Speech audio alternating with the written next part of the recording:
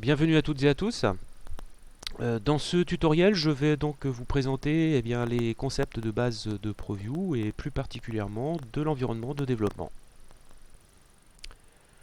Alors, on va commencer par deux définitions qu'on va retrouver donc par la suite dans la phase donc de conception de notre système. C'est la définition donc de node et la définition de Cucombus. Tout d'abord, le node. Alors, quand on fait référence à un node, on fait référence donc à une station physique raccordée sur le réseau. Donc quand on parle de node, on parle bien sûr de l'unité centrale de la station, mais également des différents systèmes d'acquisition d'entrée-sortie qui peut être attaché à cette station. Et là, je fais référence ici, bien sûr, au node numéro 4, qui est constitué de la station process en elle-même, mais également de l'ensemble des systèmes d'acquisition d'entrée-sortie qui lui sont rattachés. Chacun des nodes est caractérisé par un certain nombre de caractéristiques. Je vais en citer ici deux qui sont les caractéristiques principales. Alors tout d'abord, l'adresse IP. Donc dans un système ProView, donc le réseau d'interconnexion entre les stations est un réseau en TCP/IP. Donc chacune des stations, chacun des nodes sera donc identifié par son adresse IP. Donc ça c'est la première des caractéristiques importantes. Ensuite donc deuxième caractéristique, c'est le nom de l'ordinateur. Alors le nom de l'ordinateur, il est défini lorsque vous allez installer donc le système d'exploitation sur chacune des stations. Vous allez être amené donc à définir le nom de l'ordinateur. Alors comme je l'avais précisé dans la vidéo précédente, j'avais effectivement conseillé d'utiliser des noms qui soient en rapport avec le type de station. Je prends un exemple ici, la station de développement. Ici par exemple je l'ai nommé PC-dev, la station opérateur numéro 1 PC-op1 par exemple. Donc ce qui permet facilement à partir donc, du nom d'ordinateur de pouvoir identifier facilement la station. Et ça va nous faciliter la tâche, et notamment dans l'environnement de développement ensuite, par la suite, donc dans la phase donc, de paramétrage de l'ensemble du système. Ensuite, deuxième définition, c'est le Cucombus. Alors le Cucombus, qui est un terme cette fois-ci propre à ProView, va définir en fait les bus de communication d'une part entre les différentes stations, et également le bus qui va être utilisé après pour la simulation. Donc lorsque vous allez créer un projet, deux bus vont être créés donc, par défaut. Donc le premier bus, le bus de ce qu'on appelle aussi le bus de production, le Cucombus de production, qui aura donc le numéro 001, le numéro d'identifiant 001. Et le deuxième Cucombus qui va être créé, qui est le bus de simulation, qui portera par défaut le numéro 999, qui lui est un bus qui sera uniquement dédié à la station de développement pour permettre donc de simuler notre application avant de le transférer sur les stations.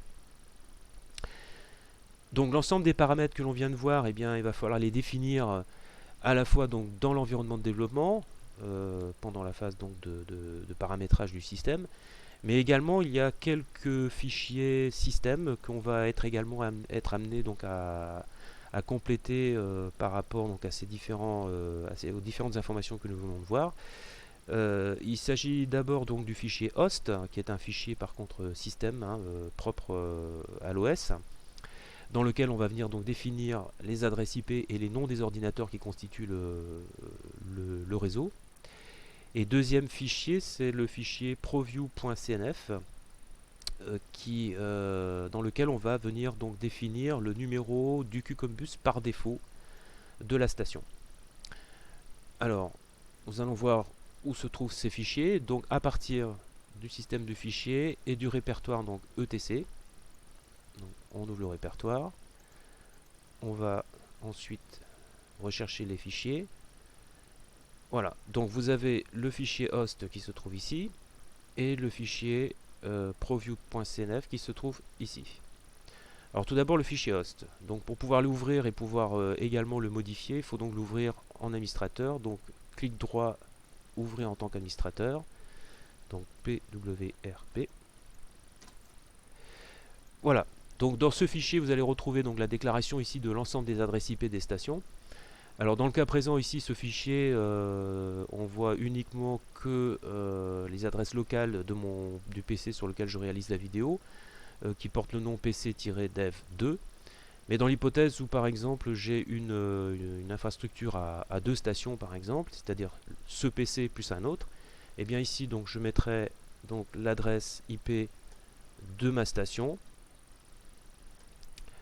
par exemple cette adresse là, donc avec le nom de ma station, donc PCDev2, voilà, ça c'est la première station. Et je mettrai également donc ici l'adresse IP de la deuxième station qui constitue le réseau, qui est sur le réseau, 162.1.2, et par exemple ça peut être la station qui s'appelle PCOP1. Voilà. Et donc cette modification est à faire donc sur l'ensemble des fichiers host de l'ensemble de toutes les stations, hein, sur toutes les stations. Donc ici je ne vais pas le valider parce que ma station n'est pas raccordée sur le réseau, donc je vais laisser le fichier comme il était auparavant. Voilà. Et ensuite donc le fichier ProViewCNF. Donc même chose, on va l'ouvrir en tant qu'administrateur. PWRP. Voilà, donc ça c'est un fichier par contre qui est propre à ProView. Vous voyez ici donc on va définir dans QCombusID, on va définir ici donc le bus par défaut. Alors ici sur ma station, comme je n'utilise que l'environnement de développement, donc moi j'ai mis le bus 999.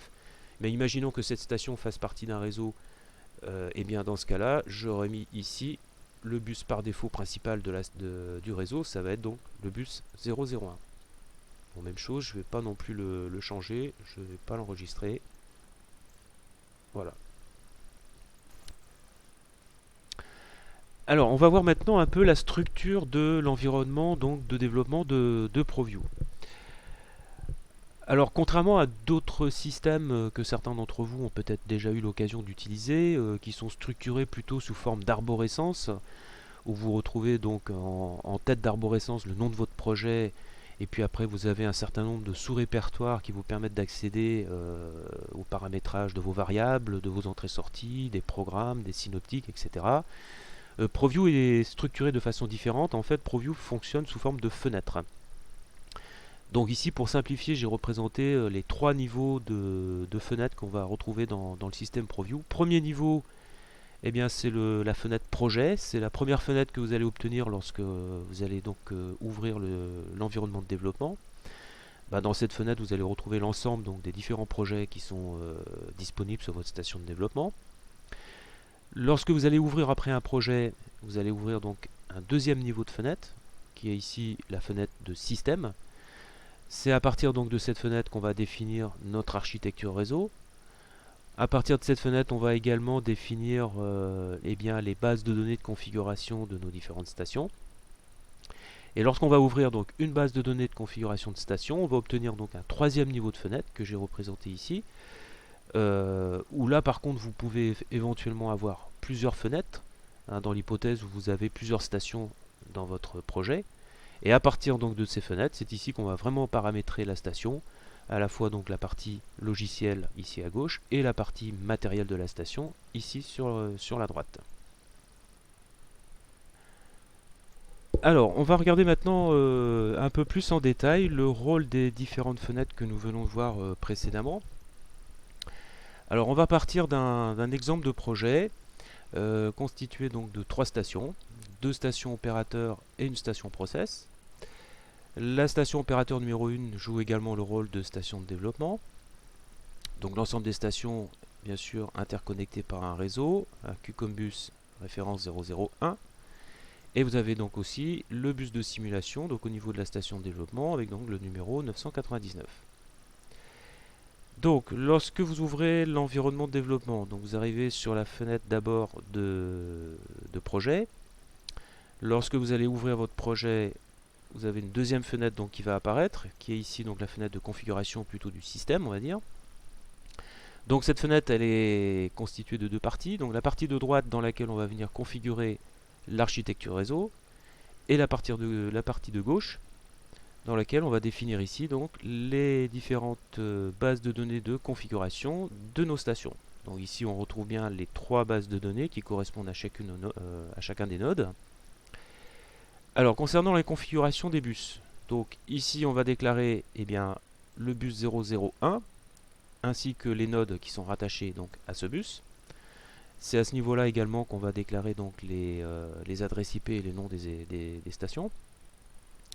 Et enfin le bus donc 999 sur lequel on va retrouver uniquement que le node numéro 1. Effectivement, la station de développement, elle est donc ici sur le node numéro 1.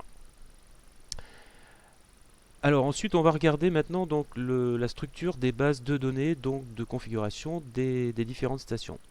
Alors tout d'abord, ce qu'il faut garder à l'esprit, c'est que dans un système ProView, la station qui constitue le cœur du système, ce sera donc la station process. C'est-à-dire que c'est vraiment sur la station process que vous allez développer votre applicatif. Donc on va retrouver la partie logicielle, dans laquelle on va donc déclarer les variables, les automates, les boucles de régulation, les entrées-sorties logiques.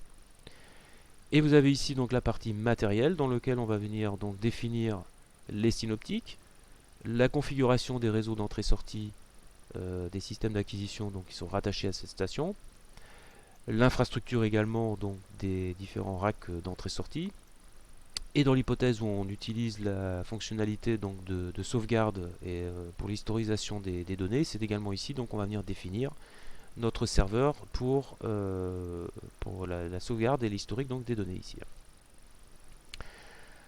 Alors ensuite donc les bases de données des postes opérateurs. Donc ici on a la base de données donc de la station numéro 2, elle est structurée de la même manière. Donc à droite vous avez également la partie matérielle et à gauche vous avez toujours la partie logicielle. Seulement ici dans cette base de données, on va venir en fait placer un objet particulier. On aura l'occasion d'y revenir dans un tuto également. Donc c'est un objet qui s'appelle monteObjet, dans lequel on va lui donner la référence donc à la station process. Et en fait cet objet va permettre de définir et de copier donc dans la base de données donc de la station opérateur une image de ce qui aura été configuré en fait dans la station process. Alors concernant maintenant donc les différentes étapes de mise en œuvre de notre projet. Donc première étape bien sûr c'est la partie configuration, on vient déjà d'en parler un petit peu. Donc il va s'agir donc de la définition donc des bases de données de configuration des différentes stations. Et la seconde étape après ce sera bien sûr la simulation. Alors avant de passer à la simulation, il va falloir d'abord évidemment faire un build de notre application. Alors ce processus de build va utiliser donc les fichiers sources définis dans les bases de données de configuration de nos stations et par un processus donc de compilation, on va créer ensuite donc des fichiers d'exécution qui vont constituer ensuite donc des paquets associés à chacune des stations. Et à partir de là, donc, on va pouvoir faire la simulation sur notre environnement de développement. Et une fois donc on a terminé et validé notre simulation, on va faire ce qu'on appelle un distribute, qui va être en fait une opération donc de transfert des différents packages associés aux stations, avant donc de pouvoir mettre en œuvre donc notre applicatif et d'exécuter donc sur les stations. Alors pour terminer et pour illustrer ce qu'on vient de voir dans ce tutoriel, je vous propose d'ouvrir un projet. Donc on ouvre l'environnement de développement.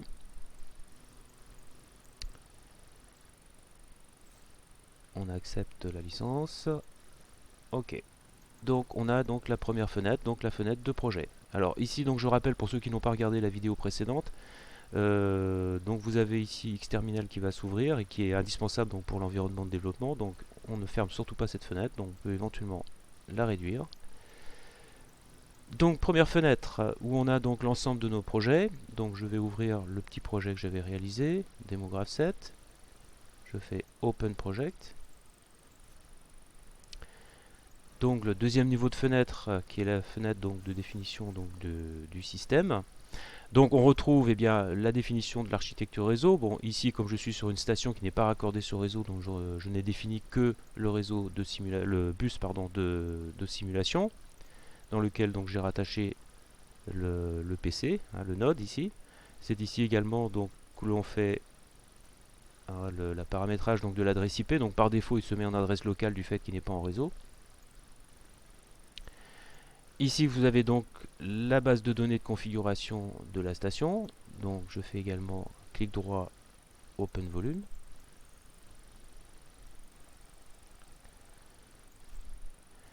Et on retrouve donc ici la fenêtre maintenant de définition donc de notre station, avec donc la partie matérielle ici, on va y revenir, et la partie ici logicielle, donc où on retrouve le programme automate. Donc pareil, je fais un clic droit pour ouvrir, Open Programme. Voilà, donc j'ai là ici le petit graph set que j'avais réalisé. Je ferme. La déclaration des variables, je l'avais mis ici dans un répertoire là que j'ai appelé graph7, où j'ai déclaré donc mes petites variables que j'ai utilisées donc sur le graph7, des variables de type DV, Digital Value. Et ensuite, donc concernant là je vais assez vite, hein, je vais pas, j'aurai l'occasion évidemment dans d'autres tutos de détailler bien plus ce que je suis en train de faire là actuellement. Donc c'est juste pour vous montrer l'environnement. Donc ici pour le graph7, pour le synoptique. Ici, pareil, un clic droit, OpenGE, donc GE pour Graph Editor, hein, c'est l'éditeur qui permet donc de réaliser les synoptiques. Donc j'avais fait un synoptique ici sous forme de graph7. Je le ferme. Voilà, donc à partir de là, après on peut, une fois qu'on a fait un build, hein, le build se fait ici, build node, je peux éventuellement le faire. Il me met nothing to build, c'est normal, hein, comme je l'ai déjà fait un build auparavant, donc évidemment il n'y a plus rien à construire.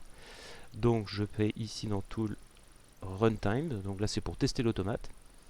Donc je vais démarrer l'application. Voilà, il est passé en running. Je vais fermer, enfin réduire les autres fenêtres. Voilà. Donc je vais démarrer l'environnement opérateur ici. Choisir le node, le premier. OK. Voilà, donc là j'ai l'environnement opérateur qui a démarré. Là c'est pareil, j'en avais parlé aussi dans la vidéo précédente. Donc après, eh bien, par exemple, je peux ouvrir mon graph7. Voilà, le petit graph7 qu'on a vu précédemment. Et pour le faire fonctionner, je vais ouvrir l'autre programme automate ici, OpenPLC. Voilà. Encore une fois, je vais assez vite, hein. J'aurai l'occasion de revenir un peu plus en détail, bien sûr, toutes ces manips. Donc c'est juste encore une fois pour vous montrer juste l'environnement. Je passe en mode simulation. Je vais activer donc ma première transition ici. Donc je fais un clic droit Open Graph.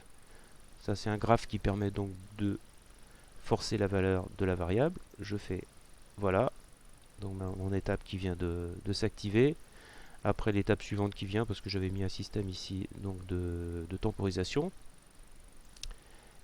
J'avais également testé quelques alarmes que je vais acquitter. Voilà. Et ici, même chose, Open Graph pour activer ma dernière transition ici. Voilà. Et qui permet de revenir à l'étape initiale. Voilà.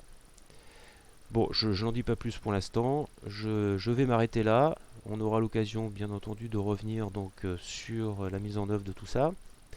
Donc je stoppe ici le runtime. OK.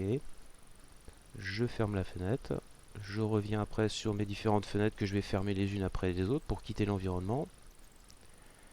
Ici, même chose, je ferme aussi. Yes. Et donc la première fenêtre, donc la fenêtre principale à l'ouverture du système, donc qui est ici, donc je fais File, Fermer, et là je quitte l'environnement. Voilà, donc le tuto est terminé. Donc j'espère que j'aurai réussi à vous donner quelques informations pour vous faciliter la prise en main du système ProView. En tout cas, n'hésitez pas à me laisser des commentaires, quelques petits pouces aussi, ça fait toujours plaisir. Et je vous donne donc rendez-vous dans les tutos suivants. Donc merci de votre attention et à bientôt.